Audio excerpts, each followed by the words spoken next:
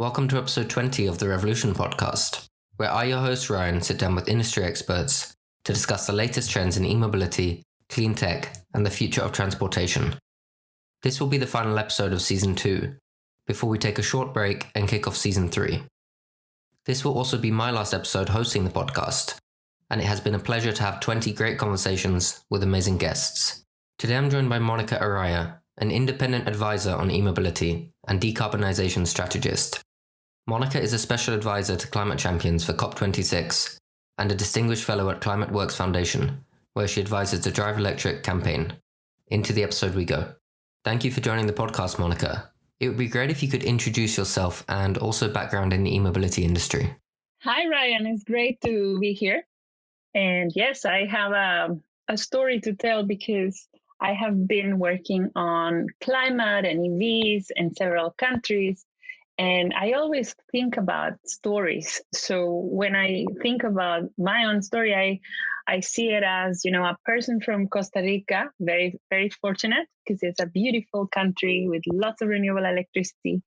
And yet I don't just work there. So there is something about the world that also pulled me into the work I do now. So I describe myself as an EV advocate because I do believe in the power of advocacy. And that means advising people who make decisions, both in government and in business, and I work a lot with civil society organizations, making sure that people are also part of this big shift to zero-emission transportation. Perfect. And was sustainability always a passion of yours? I see from previous experience it's always been an aspect in the work you do. And in recent years, that focus has shifted towards electric vehicles and the broader e-mobility space. Yeah, no, it's a question that I have asked myself because right now in 2021, there is this big debate about how climate conversations need to include nature conversations too. Because the climate conversation is very focused on energy for a reason, right? Like we have a lot of fossil fuels in the system, and therefore you have to talk about energy and transportation. And yet, this late discovery that we have forgotten the conversation about ecosystems and oceans and forests and biodiversity, makes me think about the fact that that's not how I started. I did not start with energy. I started with the pain of losing biodiversity in a beautiful country like mine. So my point is that I have asked the reverse question. It's like, how is it that I started with this strong drive towards protection of the environment and that I'm working with EVs? So the explanation is that at some point in 2006, a lot of the environmental conversation around the world turned into a conversation about climate change, probably because of Al Gore, probably because of the impacts, probably because of Katrina. And the point is that a lot of people who like me, people who were working on the bigger question of sustainability and environmental protection decided that, hey, we better pay attention to the climate. And that led me to a pathway that included working with investors, moving to Europe, discovering London, discovering the power of markets. And to some degree, it's what I call the Anglo-Saxon way, which is, work with leaders and CEOs and investment flows and private sector leaders and send the signal so that we accelerate the change. And that is how I found myself since 2006, working in various parts of Europe after a few years in the US. And obviously, because I am from Costa Rica and I don't want to ever forget that, I have managed to keep a foot there by creating an organization there and working with EV advocacy groups there. So, yeah, I have a foot here and a foot there. Great. And I wanted to touch upon the different countries you've lived in from an e-mobility perspective. One thing I've noticed in the Western world is that environmental initiatives will often come from large organizations, NGOs, charities, local governments. But I can imagine in countries like Costa Rica, the approach is more bottom-up and grassroots. Yeah, that's a very good question, because it's about, what's, there's something similar about us as people, regardless of whether you're Dutch or Costa Rican. And at the same time, we know there are some very strong cultural differences. So I have also thought about that, in the sense that life put me in a very unusual situation, which was living in Costa Rica, where you already have nearly 100% renewable electricity. That's unusual in a world that is powered by coal and natural gas for electricity purposes. Then I was living in Norway, because my husband is from Norway.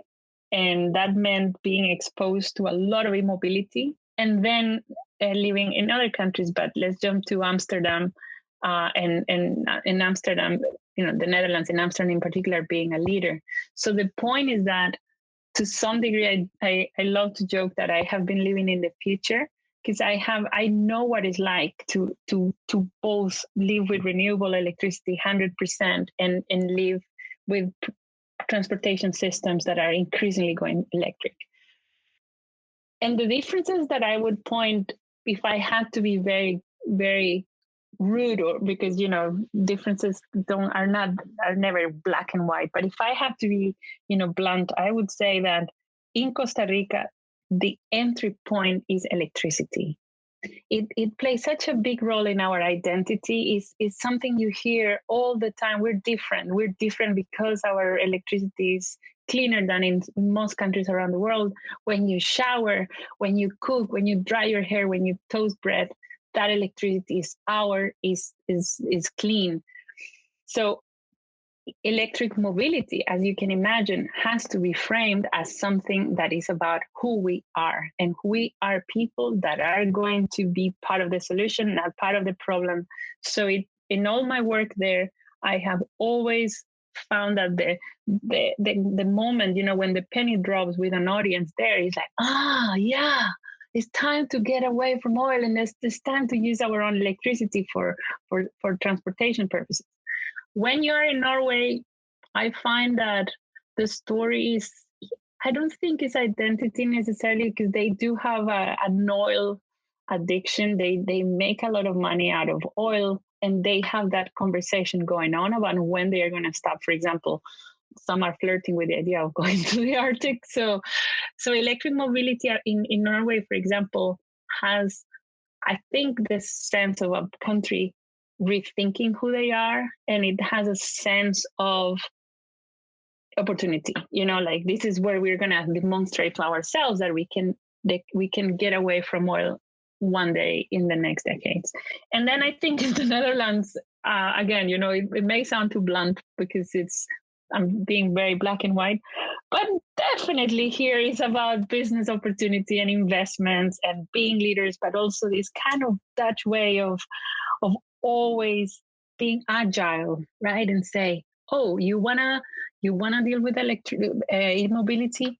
Well, we're not a big car maker, that's Germany, but we can deliver solutions, and we can deliver this amazing smart infrastructure. So I find that the Dutch have done something that other countries can learn from, which is that they have built a story that goes beyond climate or mobility even. It's about new business models. And that, to me, is very powerful. Those are some really great insights, and I can relate to some of them for sure. So I'd like to move the conversation to some of the initiatives that you're a part of. And I know that there is more than just one, and it would be great if you could break them down, both for me, but also for our listeners. Sure. Yeah, I think the best way of thinking about what I do is to think about a calendar, because what I do is very much related to a very concrete insight, which is that when it comes to cutting emissions, we are running out of time. So if we didn't have the problem with climate, we could just take a lot of time to make this transition happen, and take your time, But because we don't have a lot of time, we have to be very, very adaptable to the idea that this decade we have to halve emissions And we really have to do everything we can in all sectors of the economy to reduce emissions. But when it comes to power generation and transportation, we have the most concrete opportunities to score big goals.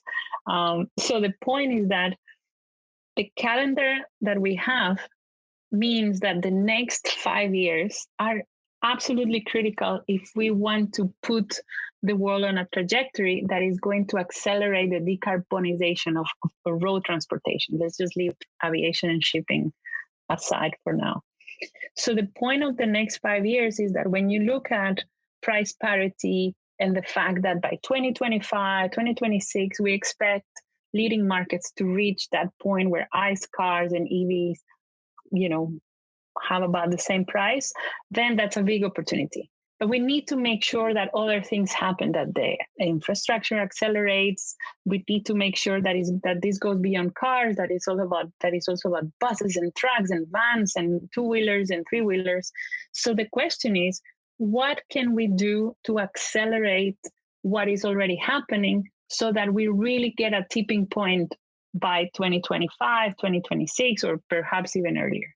And that is where this global electric drive campaign comes to the table, because basically what the Drive Electric is doing is bringing together 70 plus groups that have done very concrete things in key markets. Think about, Europe, the US, China, India, and other countries. And basically it's about making sure there is a distributed leadership model. So it's not a top-down where a campaign will tell a group what to do, for example, in San Francisco, but it's about having a winning strategy, having milestone, knowing what we have to achieve between now and 2025. So that is part of my job, and that is part of something called Climate Works Foundation based in San Francisco. It's a very influential foundation, and I'm a distinguished fellow there. I love the distinguished part because I'm a very distinguished person. Just kidding. But the point is, Climate Works is a fantastic organization, and I'm very, very happy to be part of that. So that's point number one. Then you probably, and especially you, Ryan, being from the UK, probably know that there is something called COP, a Conference of the Parties number 26. So it's a big climate conference at the end of 2021, hopefully, with the vaccine rollout. Let's hope that is going to happen in Glasgow. It's a big, big deal. If you are listening and you're not part of the climate world, it's totally fine if you have never heard of COPs. But believe me, if you are part of the climate conversation, COPs are super important, because it's the one moment when 200 countries come together. And because the UK is hosting it, it's going to have this big narrative around, the big COP 5 or 6 years after the Paris Agreement moment in 2015. How do EVs fit there? Well, the UK government decided that in addition to the climate negotiations, they would have something called the zero-emission vehicles campaign. And in practice, that is a council of about 15 players from the main countries, main markets, and they come together around something called the Zero-Emission Vehicle Council. That means that for the first time, countries representing about 75% of the manufacturing capacity of the world will get together as part of a series of dialogues. And let's emphasize the word dialogues as opposed to negotiations. So it means that, for example, at the end of April, they will get together and they will say, ask governments, what is it that we need to do to go faster? And I can assure you that not every country sees this the same way. So some want to go faster. Some others are still sticking to hybrids, and others are sticking to ICE, the internal combustion engine. So it's not an easy conversation at all. But because it's not easy, it's important to have diplomatic spaces where these governments can actually disagree using all the civilized protocols that diplomacy allows.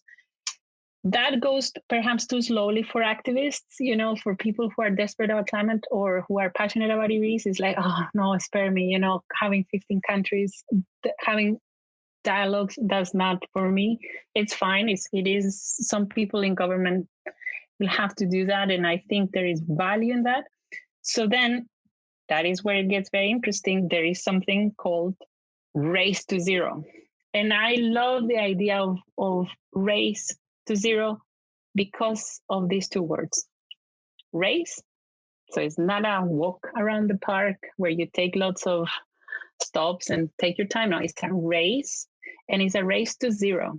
And when it comes to zero emission vehicles, we know that makes a big difference because that means vehicle without a tailpipe or an exhaust pipe, as some call it, and are vehicles that have no internal combustion engine. So we're not talking about hybrids.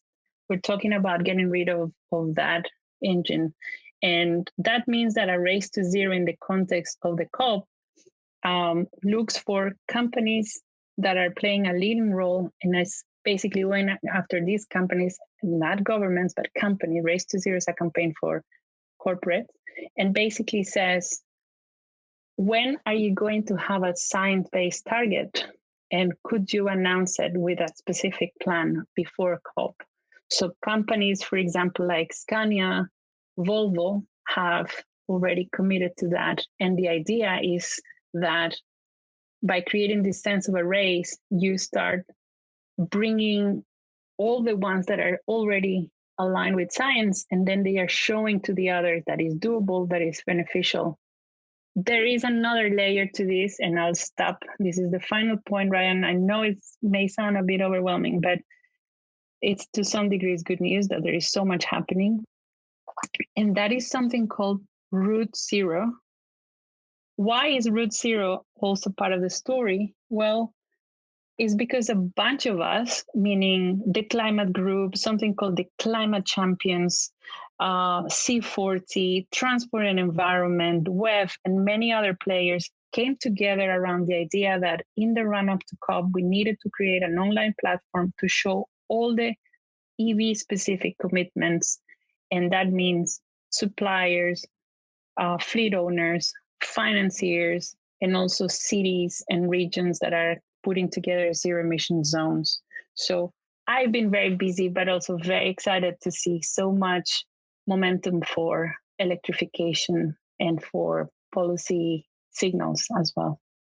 Wow, thanks for that explanation. And it must also feel amazing to know that there are now so many great initiatives in the industry that perhaps weren't there a decade ago. I wanted to ask about the different stakeholders involved in campaigns like this. For example, NGOs, governments, automotive companies, and charities. Every one of these has their own role to play, but I wonder how that is in reality. Sure, that's a very good way to put it, and we should be asking those questions. So yes, I am a campaigner, and that is a word that I also think a lot about because it's not necessarily easy to translate it, for example, into Spanish.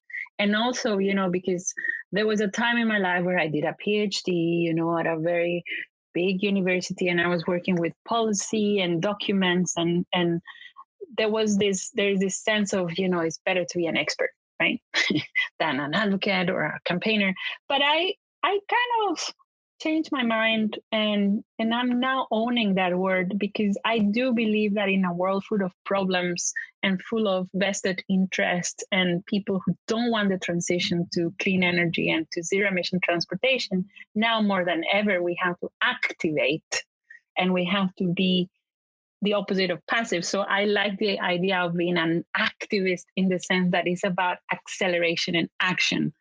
And I also like the idea of campaigns, because if we don't think about campaigns, we could fall in the trap of thinking that society changes because companies and governments set the pace of the transition. And when you look about history and you think about, the right to vote or how we eliminated slavery, it's also about civil society and citizens and people saying, enough of that. I want to do something. So my point is that I'm very comfortable working with governments, business, and also with consumers and people who are impatient, and especially youth. They have a point. They are worried about the planet they will inherit. So my point is, in my role as a campaigner, I have to be very good at working with people who have this kind of is an imagination about levers and leverage,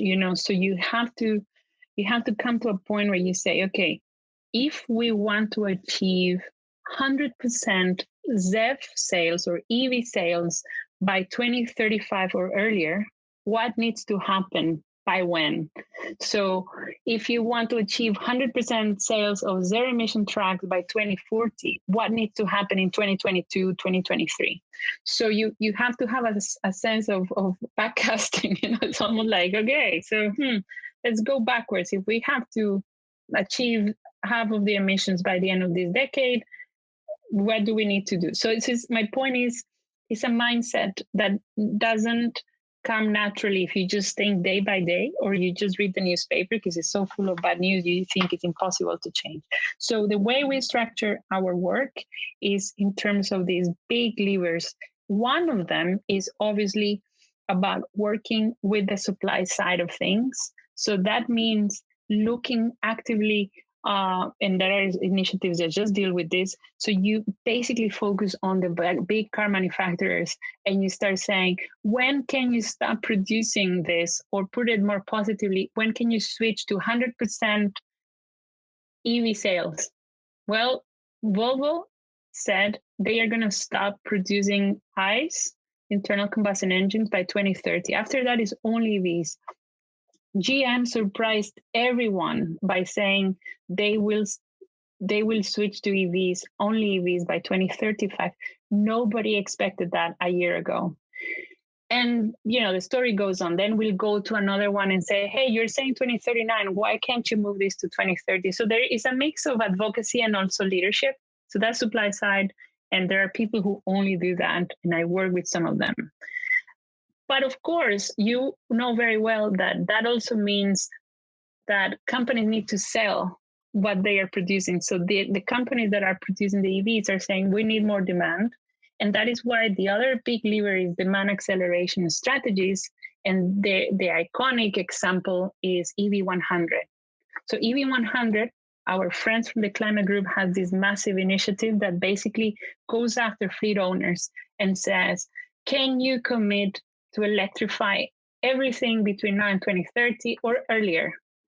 And basically, when you look at what they've done with about 100 companies, they have now, under this commitment, 5 million EVs or let me put it the other way.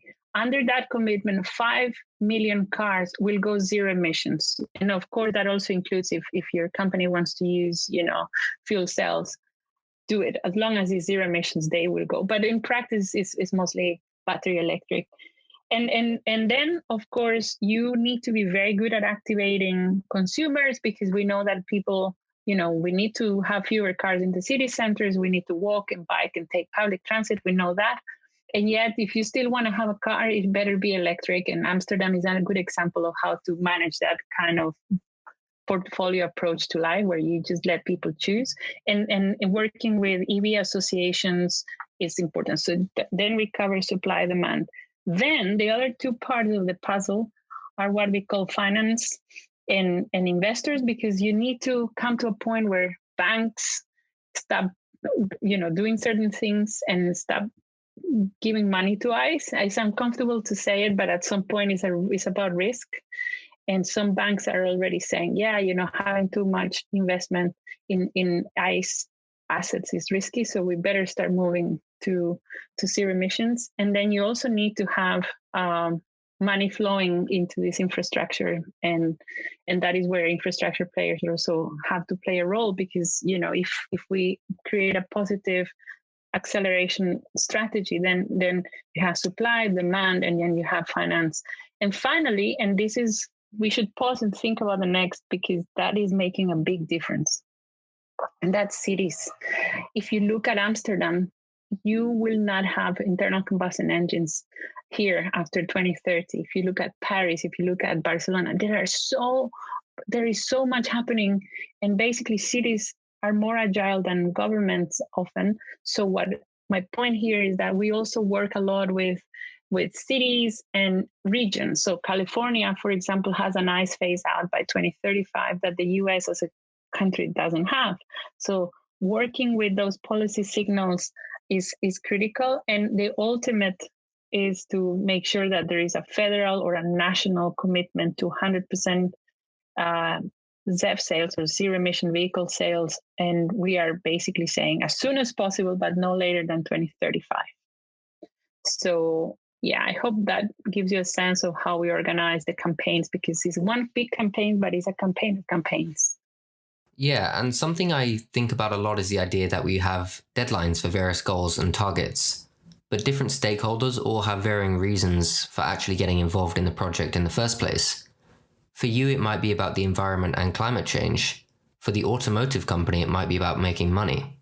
Does it concern you at all that different stakeholders might not necessarily align with your specific motive? I have learned that it's very important to create a vision that many embrace and get excited by.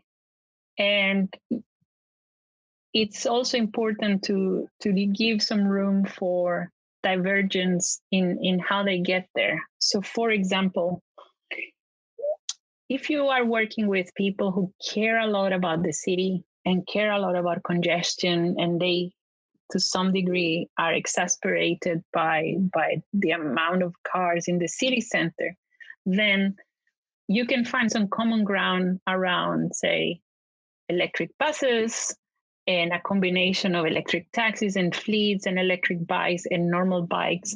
And the instinct there is zero emissions because it's good for the city and it's good for a world that needs to be cleaner and healthier. Now, imagine that you're having a conversation with workers from a factory in Germany that are terrified about the end of ICE, and they don't really see why ICE has to end, because at the end of the day, these beautiful engines they produce have given them a lot of work for decades, and they feel very proud of that, and it's part of their identity.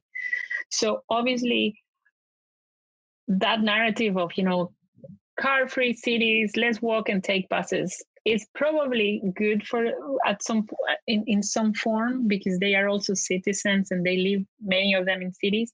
But at the same time, the argument there is about livelihoods, and it's about what we call a just transition, and it's about an imagination of manufacturing of other things that they are going to have to adapt to. So if you are that German worker and you are going to vote and you're going to talk to your boss, the driver is going to be very different. It's about, and frankly, in Europe, it's also about a conversation whether they can win the race against China, because, the Chinese decided to enter the space, and to some degree, a lot of batteries are manufactured there. So the conversation in a place like Germany is about gigafactories, and is about how many jobs will be created.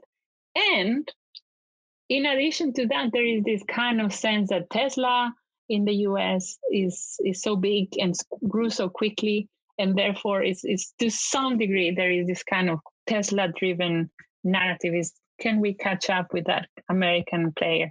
So my point is that just as I switch from Spanish to English and from Latin culture to wherever I am, I have to adapt. I have also learned that because I come from such a small country, in the campaigning work that I do, I kind of speak all these languages, and I have to make sure that each stakeholder, that I understand the logic that drives those stakeholders, because it's very different, as you said. That's a really good point, especially for an industry like this, which impacts the whole world, with different languages and culture, etc. So for our listeners, these campaigns you're involved in might seem inaccessible to some extent, as they might not have the knowledge of an expert like yourself. Are there ways for people to get involved? Yeah, no, and I love the work of EV associations. I learned so much from my friend Christina Bu in Norway, and she leads the world's largest EV association, and we modeled that the EV association in Costa Rica around that concept that you need to multiply demand by doing consumer to consumer, the uncle talking to the brother, the neighbor talking to the neighbor and saying, hey, you're going to buy a car? Oh, are you thinking of buying electric? No, because they don't go up mountains. Oh, who told you that? Because I just went to a volcano last here, and it was great. And the car charged on the way down. So did you know that?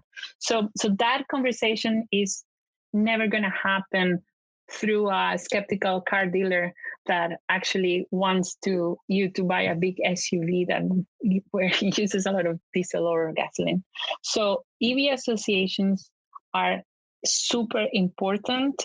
And the good news is that in May, there is going to be this launching of a big world EV alliance of all these associations. And people who are working on that tell me that they have been pleasantly surprised that pretty much in every country there is one, maybe not as big as the one in Norway, but they exist with that instinct. So there is that, and we have to make sure they are very visible.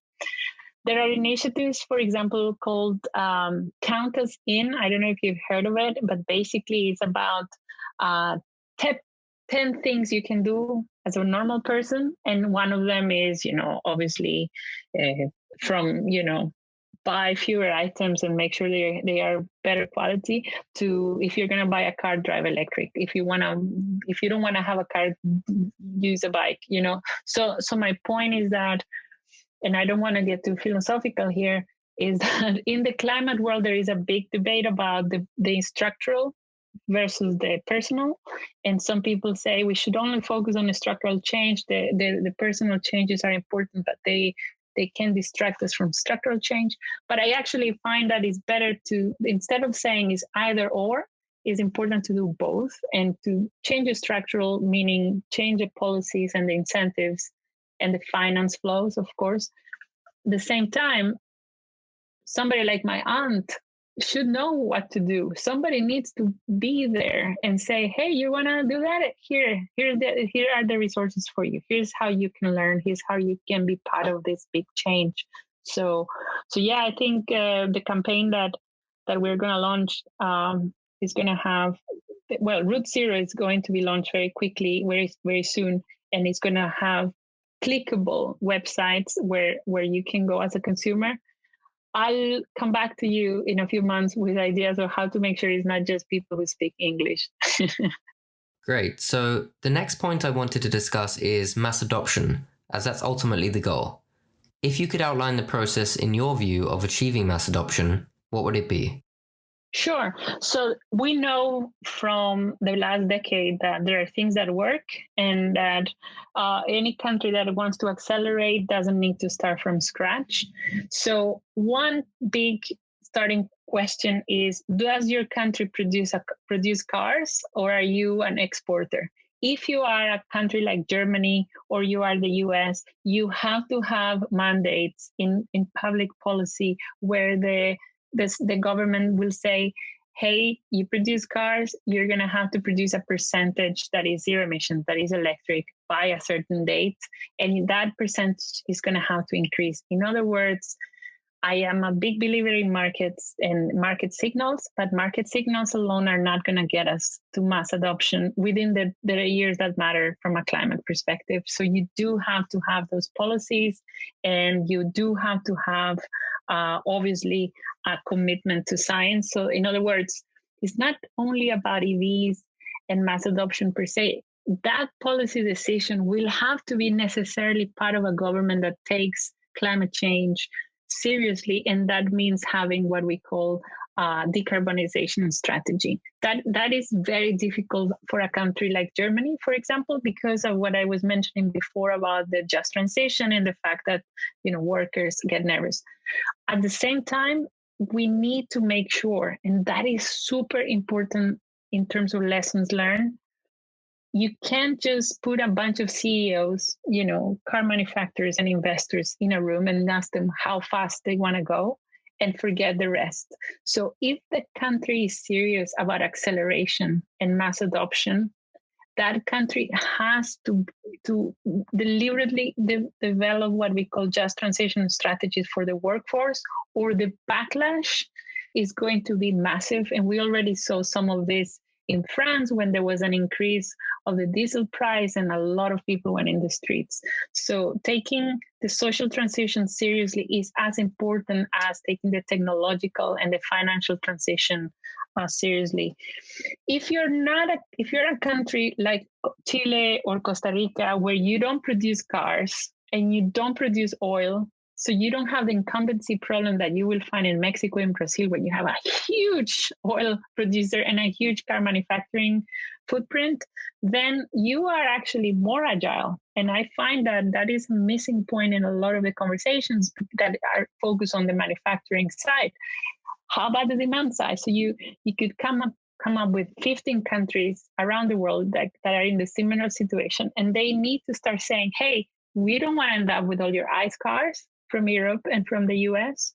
I don't want to end up with all the big SUVs that nobody wants after a certain date.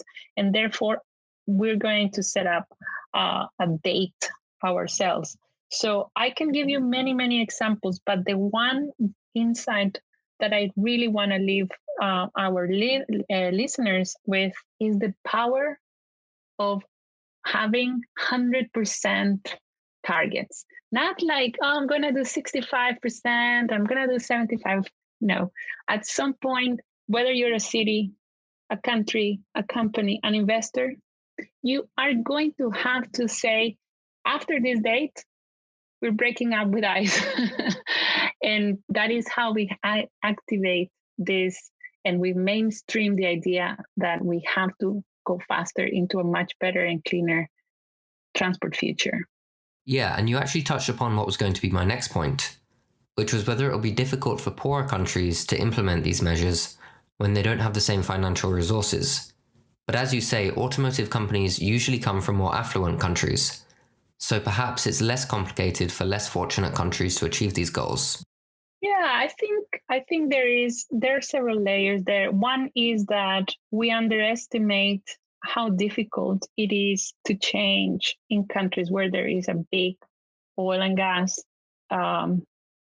company. Usually it's owned by the state, so it's even more difficult to separate the government from the state-owned decision making. So there is that, and I think a country like Nigeria probably, or Brazil, will have a really hard time with these topics. So that is why it's very important to create demand from other parts of the economy. But I think that the bigger point that I would make about emerging economies is that we have to turn around the logic that we hear a lot. A lot of people will tell you, oh, nice try. Yeah, in your bubble in Amsterdam and whatever. There is this kind of dismissive approach, and it's understandable, and it's kind of human. We resist change. So I understand where it comes from. People want to continue with the system they have because that's what they know.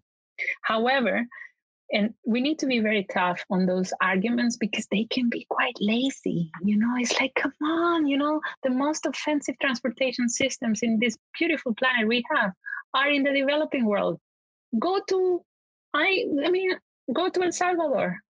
Go to any country in the developing world and look at what it's like to breathe the air at 3 p.m. when you have buses, trucks, motorbikes, cars. It's unbearable, and it's not even about health. It's about your dignity.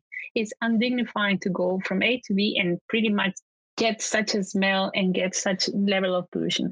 So turning this around, what we need to do is to say, okay, considering that the purchasing power of most people is low, one smart way of getting this big revolution. I love that EV Box talks about the revolution with EV there in the word. That big revolution will have to start in most developing countries with buses. So you already have that in Latin America. Latin America, after China, has the largest e-bus fleets. That Europeans and Americans never saw happening, and it's because some Chinese companies have been exporting electric buses to places like Chile, Colombia, and now even places like Panama. So there is a signal coming from developing countries themselves, and now we need to turn it around and go back to the manufacturers that are telling us that there is no demand in the South and say, really? You really, really want me to believe that in a place like Chile, Costa Rica, or Colombia, where we have these offensive fleets, you really want to make me believe there is no demand for zero-emission buses? I don't know, sir. So I actually see a lot of opportunity there. I'm glad you covered that because I know some of our listeners might have had the same question.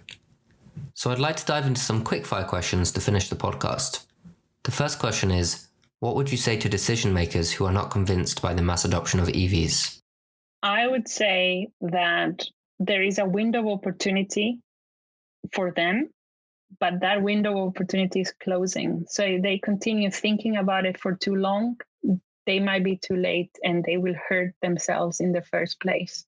I agree. What would you say is the biggest misconception about EVs? The biggest misconception that I have heard is that it is optional, that this is not something we should prioritize. It's about making sure that we make this happen as fast as possible. And it's not just cars, that's the main thing. It's also, how do you get the food delivered? How you go from A to B as part of a shared scheme or as part of a taxi ride is about trucks, it's about buses, it's about everything. So the idea that they don't make a difference because it's just more and more car in the city is actually quite understandable, but it's a misconception and we need to tackle it. Great. And my next question is in regards to the diversity within the e-mobility industry and especially the automotive industry as a whole. Whilst we're seeing a lot of growth in diversity, it still remains a largely male industry. And as a woman who has been working in this industry for a long time, I wanted to get your perspective on this and whether you had any advice for other women looking to start a career in the EV space. Thank you for the question. I actually find that there are two big realities that are coexisting. One is the fact that when you look at climate solutions, moving to a world with less carbon emissions, looking for spaces where you see a lot of inspiring examples of leadership from the bottom up, you see so many women, so many amazing leaders, and it's very inspiring. And I also find that in that space, there are a lot of great men that are very much willing to support leaders that are women, right? And that is a beautiful space, and I love being part of it. At the same time, there is that other reality, which is the world of CEOs, the world we live in, which is still doesn't have enough women in positions of leaderships. And it's not just the EV space; it's society in general. I mean, we couldn't have a whole podcast about that. The point is that when it comes to events, there is something called implicit bias, which is that they organize events and then somebody says, "Oh, it has to be only about the CEOs," and then you bring 5. Usually guys from car companies, and they go on stage. It's an all-male panel, and everybody says, well, the problem is that we don't have enough CEOs running car companies. So my point is, what we need to do, my suggestion is that we create spaces where we don't go after the titles and we say, let's just bring a diversity panel here. Let me say that again. Let's build a panel that brings a variety of views. So let's make sure we have a CEO. Let's make sure we have somebody working in communities, somebody working with EV drivers. And then if you design it from the start and you make sure you bring other types of leadership, you will find that the panel will have many more women. Perfect. And I hope we see things changing even more in the years to come. So the next question I started asking my guests a while back, and that's whether you do any other things day to day that you would consider sustainable. Well, I think the main one in terms of daily habits is that I very much try not to eat meat. I know it's a big debate out there, but I feel better. And yeah, I think it's a separate topic, but yeah, I try to stick to that. Likewise, I switched to being a vegetarian last year, actually. So my next question is 2 questions in one. What are you most looking forward to this year, both personally and professionally?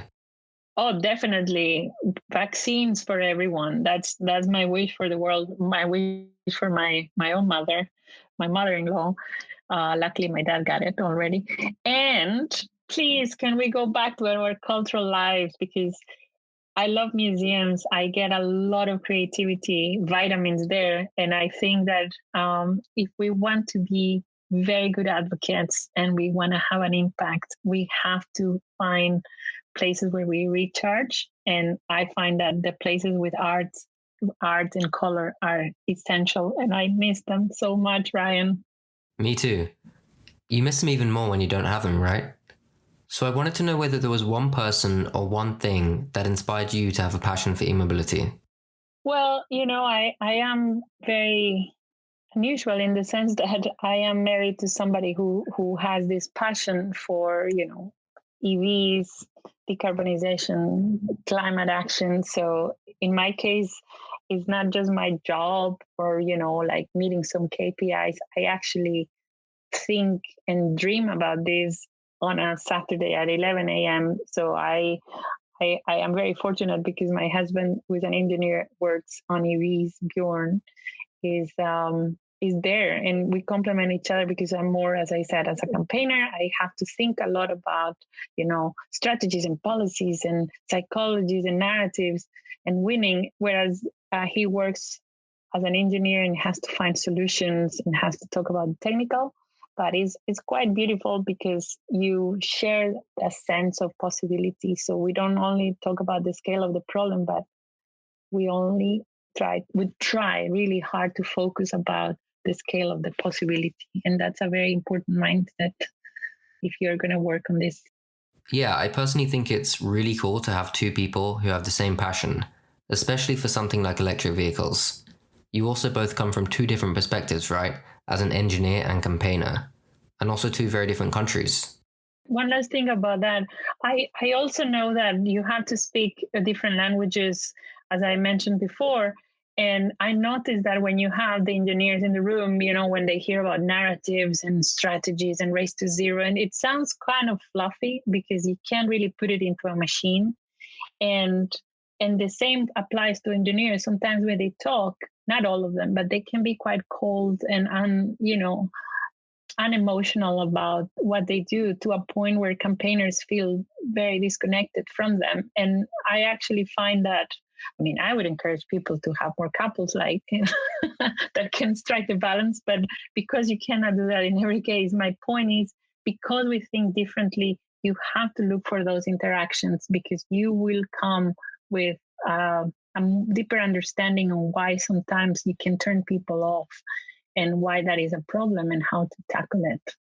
Okay, final question. Is there anything you'd like to plug? Well, if it's this year, definitely look for something called Route Zero. You will find it online. Please help us increase it with companies from different perspectives that can join and make very specific zero-emission vehicle commitments between now and the COP26 in Glasgow. And hopefully some of you will be in Glasgow if the vaccines allow us to meet there. Okay, perfect. Thanks for joining the podcast, Monica.